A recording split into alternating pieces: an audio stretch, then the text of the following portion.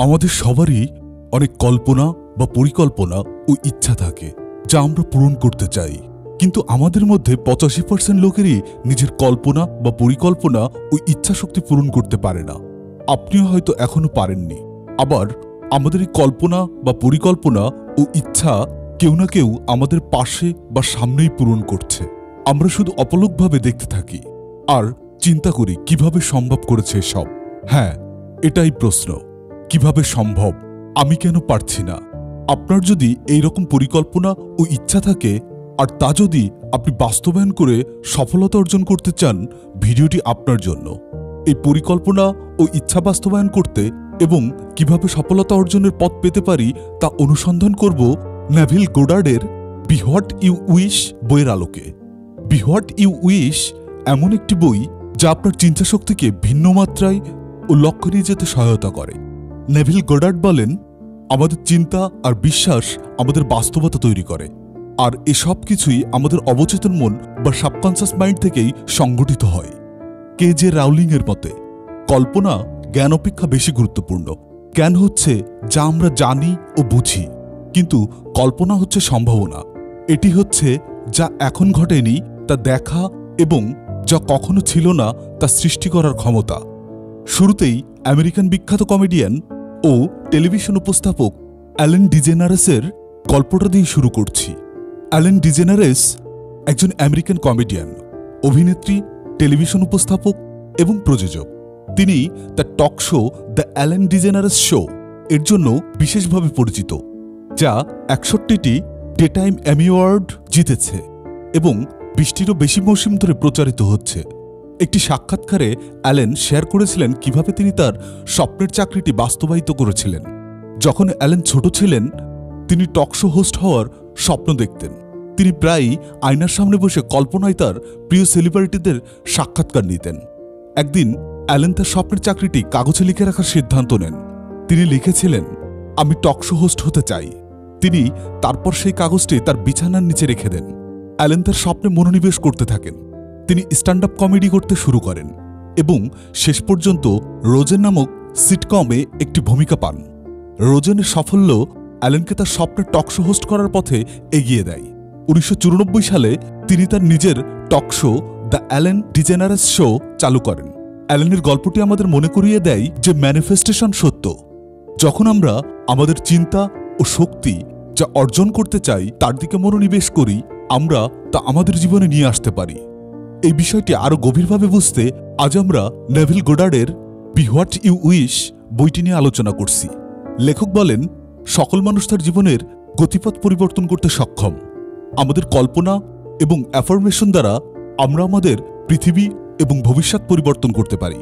তিনি আরও বলেন, যদি আমরা শ্রেষ্ঠত্ব চাই তবে আমরা তা পেতে পারি, কিন্তু বেশিরভাগ মানুষ এই সৃজনশীল শক্তির সাথে পরিচিত নয় এবং তারা বাস্তবতার দাস হয়ে যায়, সে অনুযায়ী জীবনযাপন করে। কিন্তু যখন আপনি আপনার মধ্যে এই সৃজনশীল শক্তি আবিষ্কার করেন, তখন আপনি যা হতে চান তা হয়ে ওঠেন। এই বিষয়টি বুঝতে আমি বই থেকে 4টা বিষয় তুলে ধরছি আমার মতো করে বুঝিয়ে বলার জন্য। স্টেপ 1, ইমাজিনেশন বা কল্পনা। কল্পনা সেই অনুভূতি যার মাধ্যমে আমরা অদৃশ্য জিনিসগুলোকে অনুভব করি, সেই শক্তি যার মাধ্যমে আমরা আমাদের কল্পনার জগৎকে বাস্তবে নিয়ে আসি। মানবিক অগ্রগতির প্রতিটা ধাপ কল্পনার প্রথম ধাপ থেকে শুরু হয়। যে কোনো অভিজ্ঞতায় কল্পনা ব্যবহার করুন। এটি সেই অনুভূতির সাথে করা উচিত যেটি আমরা লক্ষ্য অর্জনের পর অনুভব করব। অভিজ্ঞতায় কল্পনা ব্যবহার করলে আমাদের আত্মা কল্পিত কর্মগুলোর কাঙ্ক্ষিত পরিস্থিতির জন্য সংরক্ষিত রাখতে পারে। কিন্তু যদি কেউ নিজেকে কাঙ্ক্ষিত অবস্থানে কল্পনা না করে, তবে সে সর্বদা তার লক্ষ্য পূরণ থেকে দূরে থাকবে। এই শিক্ষার উদ্দেশ্য হচ্ছে আপনাকে একটি উচ্চতর অবস্থানে নিয়ে যাওয়া। এটি গ্রহণ করলে আমরা নিজেদের আরও আত্মবিশ্বাসী মনে করতে পারি। এই কারণে লেখক বলেছেন যে অগ্রগতির প্রথম শব্দটি হল উত্থান। যদি আমরা জেগে উঠি এবং আমরা বুঝতে শুরু করি যে আমাদের অন্তরের জগতে বা মন এই মহাবিশ্বের একটি অবিচ্ছেদ্য অংশ এবং এভাবে মানুষ মহাবিশ্বের একটি অংশ, যেটি মহাবিশ্বের শৃঙ্খলার একটি লিঙ্কের মতো। যেমন আমরা নিজেদের সম্পর্কে আরও সচেতন হয়ে উঠি, তেমনি আমাদের বাইরের পৃথিবীও বৃদ্ধি পায়। এভাবে যার চিন্তা, অনুভূতি এবং লক্ষ্য সম্পর্কে স্পষ্টতা রয়েছে, তার প্রার্থনা গ্রহণযোগ্য হয়। আমাদের চেতনার স্তরকে সর্বোচ্চ পর্যায়ে উন্নীত করতে হবে আজকের অবস্থা পরিবর্তন করতে, এবং এই বৃদ্ধি আসে এই ধারণা থেকে যে আমার ইতিমধ্যে সবকিছু রয়েছে যা আমি চাই, অর্থাৎ ইচ্ছা পূরণের অনুভূতি। আমাদের অবস্থা পরিবর্তন করতে আমাদের সর্বোচ্চ চেতনা স্তরে উঠতে হবে, কারণ সবকিছুই আমাদের নিজেদের প্রতি আচরণের উপর নির্ভর করে। এই কারণে আমরা যা সত্য মনে করি তা বাস্তব জীবনেও ঘটে। আমাদের চেতনার উচ্চতর স্তরে ওঠার জন্য আমাদের আকাঙ্ক্ষা বিকাশ করতে হবে। একজন শান্ত ব্যক্তি তার মেজাজের উপরে সম্পূর্ণ নিয়ন্ত্রণ রাখে এবং জানে যে আত্মচিন্তা, অনুভূতি এবং আত্মকথন সবথেকে গুরুত্বপূর্ণ। আমাদের মধ্যে যাকে আমরা আদর্শ ব্যক্তি হিসাবে দেখি এবং হতে চাই, সে বাস্তব জীবনে চ্যালেঞ্জ নিতে প্রস্তুত। কিন্তু যদি আমরা সে আদর্শ ব্যক্তিত্ব হতে প্রয়োজনীয় চিন্তা, অনুভূতি এবং কার্যক্রম গ্রহণ না করি, তবে আমরা আমাদের আদর্শ হতে পারব না। তাই আপনার লক্ষ্য অর্জনে নিজেকে বিশ্বাস করাতে হবে এবং আপনাকে ভাবতে হবে যে স্বপ্নটি যতই অবাস্তব মনে হোক না কেন, আপনি এটি বাস্তবায়িত করবেন। স্বনিয়ন্ত্রিত ব্যক্তিরাও একই কাজ করেন এবং অবাস্তবকে বাস্তবায়িত করেন। তারা নিজেদের এবং অন্যদের যেমন তারা দেখতে চান সেই অনুযায়ী দেখেন এবং শোনেন। তারা শুধুমাত্র ভালো দেখেন এবং শোনেন, কারণ তারা জানেন যে সত্য হল কিছুই অসম্ভব নয়। যেমন আমরা কল্পনায় পৃথিবীকে দেখি, তেমনি তা বাস্তবে হয়ে ওঠে। এটি কোনো বাস্তব ঘটনা নয়, বরং কল্পনা যা আমাদের জীবনকে গঠন করে। কনশাস মাইন্ড বা সক্রিয় মন এই পৃথিবীতে বাস করে, যা কল্পনা দ্বারা নিয়ন্ত্রিত হতে পারে। স্টেপ 2, প্রেয়ার বা প্রার্থনা। বুদ্ধা বলেছেন, প্রার্থনা একটি শক্তিশালী উপায় যা আমাদের চ্যালেঞ্জগুলোকে অতিক্রম করতে, শান্তি খুঁজে পেতে এবং আমাদের লক্ষ্যে পৌঁছাতে সাহায্য করতে পারে। আচ্ছা, আমাকে একটা কথা বলুন, আপনি কি কখনো কোনো প্রার্থনার উত্তর পেয়েছেন? মানুষ কখনো হাল ছাড়ে না। তারা বিশ্বাস করে প্রার্থনা করলে কিছু না কিছু ঘটবে। কেন? কিছু প্রার্থনার উত্তর আসে এবং কিছু আসে না, তা বোঝা গুরুত্বপূর্ণ।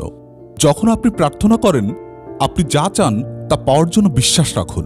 এর মাধ্যমে আপনি তা পেতে সক্ষম হবেন। বিশ্বাসই প্রথমে আসে। আমাদের প্রশ্নগুলোর উত্তর শুধুমাত্র তখনই আসে যখন আমরা মনে করি যে তার উত্তর পাব।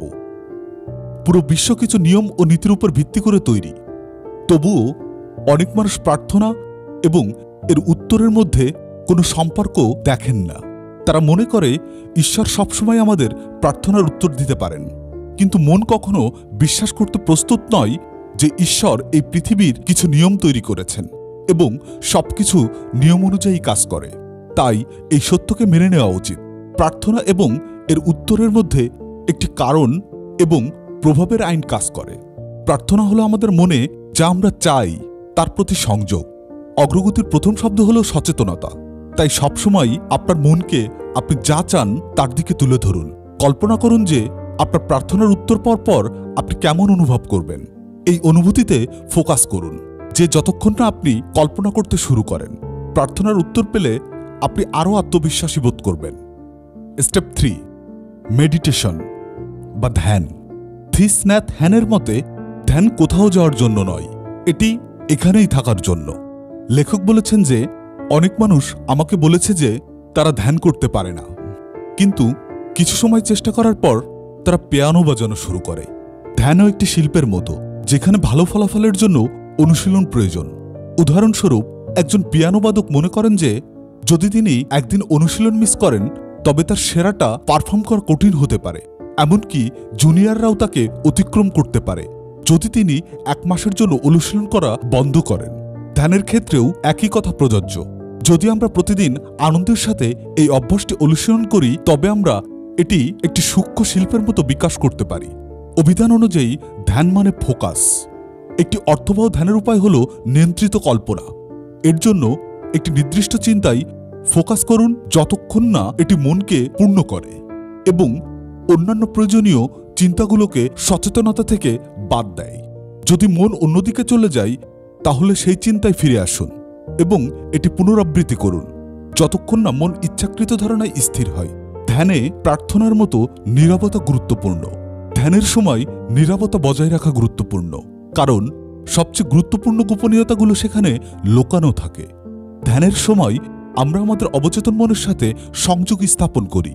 তাই যখন আপনি ধ্যান করেন তখন ঈশ্বরের কাছে যা চান তা জিজ্ঞাসা করুন এবং তিনি তা দেবেন। ধ্যান এমন একটি হাতিয়ারের মতো যা বাইরের পৃথিবীর প্রভাবকে হ্রাস করে এবং মনের অভ্যন্তরীণ ইতিবাচক চিন্তাগুলোকে প্রচার করে, এবং ধ্যানের সময় মন বিশ্রামের অবস্থায় আসতে শুরু করে। স্টেপ 4, অ্যাজাম্পশন বা অনুমান। লেখক নেভিল গোডার্ডের মতে অনুমানের আইন বলে যে আপনি যা সত্য বলে মনে করেন তা আপনার বাস্তবতায় পরিণত হয়। লেখক উল্লেখ করেন যে 2টি প্রধান বিশ্ববিদ্যালয়ে সাম্প্রতি অনুমানগুলোর উপর করা পরীক্ষাগুলো এই মহান সত্যকে প্রকাশ করেছেন যে আপনি যখন কিছু দেখেন এটি কি তা নির্ভর করে না, বরং এটি নির্ভর করে যে আপনি এটি কি দেখতে চান বা এটি সম্পর্কে আপনার ধারণা কি। আপনি বাস্তব জগতে যা সত্য মনে করেন তা একটি গ্রহণযোগ্য জগৎ। আপনার নির্দিষ্ট সম্পর্ক কোনো কিছুর সাথে সেই জিনিসের সম্পর্কের আপনার অনুভূতিগুলোকে প্রভাবিত করে। বেশিরভাগ মানুষ বাইরের জগতের বাস্তবতায় বিশ্বাস করে, কারণ তারা এই গোপনীয়তা জানে না যে বাইরের জগৎটি ঈশ্বর এবং আমাদের অন্তর্নিহিত শক্তির ফলাফল। এই জন্য মন এবং এর প্রভাব বোঝা উচিত। শুধুমাত্র আমাদের সেই অবস্থার উপর ফোকাস করা উচিত যা আমরা ইচ্ছাকৃত অনুভূতির সাথে দেখতে চাই। যখন আমাদের আকাঙ্ক্ষাগুলো বাস্তবতার দিকে অগ্রসর হতে শুরু করে এবং তা অর্জনের জন্য চিন্তাগুলো প্রাকৃতিকভাবে উৎপাদিত হতে শুরু করে, তখন আমরা আমাদের জীবনের কাঙ্ক্ষিত অবস্থাকে বাস্তব করার সুযোগ পাই। ধ্যানের সময় ইচ্ছাকৃত আকার নিয়ন্ত্রণ এবং ফোকাস করার জন্য প্রত্যেকেরই তাদের ক্ষমতা অনুযায়ী সেরা অনুশীলন খুঁজে বের করা উচিত। লেখক বলেছেন যে আমি নিজেকে সবচেয়ে ভালো অবস্থায় খুঁজে পাই যখন আমি ধ্যানের অবস্থায় থাকি, কারণ এটি এমন একটি অবস্থা যেখানে আমি স্বাভাবিকভাবে আমার কল্পনাকে নিয়ন্ত্রণ করি এবং আমার মানসিক আকাঙ্ক্ষার উপর মনোযোগ কেন্দ্রীভূত করতে পারি। অনুভূতি হল সফল প্রার্থনার গোপন রহস্য, কারণ প্রার্থনায় আমরা নিজেরই প্রার্থনার উত্তর পাওয়ার পরিস্থিতি অনুভব করি এবং তারপর সেই বিশ্বাস অনুযায়ী কাজ করি। সৃজনশীল কল্পনার সমস্ত পদ্ধতিতে অনুভূতির উপাদান রয়েছে। সমস্ত আবেগপূর্ণ অবস্থাই সৃজনশীল কল্পনাকে প্রভাবিত করে। অনুভূতি এবং কল্পনা হল সেই ইন্দ্রিয়গুলোর মাধ্যম যার মাধ্যমে আমরা দূরের জিনিসগুলোকে অনুভব করতে পারি। মানবজাতির প্রতিটা উন্নত অনুভূতি হল সুন্দর জগতের একটি গেটের উদ্ভাবন। তাই আসুন আমরা মানুষকে তাদের বাইরের জীবনযাত্রার উচ্চতা দিয়ে নয়, তাদের কল্পনা এবং অনুভূতির সৌন্দর্য দিয়ে পরিমাপ করি। বি হোয়াট ইউ উইশ হল নেভিল গোডার্ডের একটি অনন্তকালীন আত্ম-উন্নয়নমূলক ক্লাসিক, যা মানসিক শক্তি এবং ইতিবাচক চিন্তার ক্ষমতাকে ধারণ করে। এইগুলো ব্যবহার করে আপনি আপনার জীবনের সমস্যাগুলো সমাধান করতে পারেন এবং আপনার বর্তমান জীবনকে কাঙ্ক্ষিত শক্তির দিকে রূপান্তরিত করতে পারেন। আশা করি আপনি এখন এইগুলো আপনার জীবনে প্রয়োগ করতে শুরু করবেন এবং আপনার অভ্যন্তরীণ ও বাহ্যিক জগতের কাঙ্ক্ষিত লক্ষ্যগুলো অর্জন করবেন। এই প্রত্যাশায় আজ এই পর্যন্ত। সাথে থাকতে সাবস্ক্রাইব করুন, লাইক, কমেন্ট, শেয়ার করতে ভুলবেন না। আশা করি ভালো থাকবেন।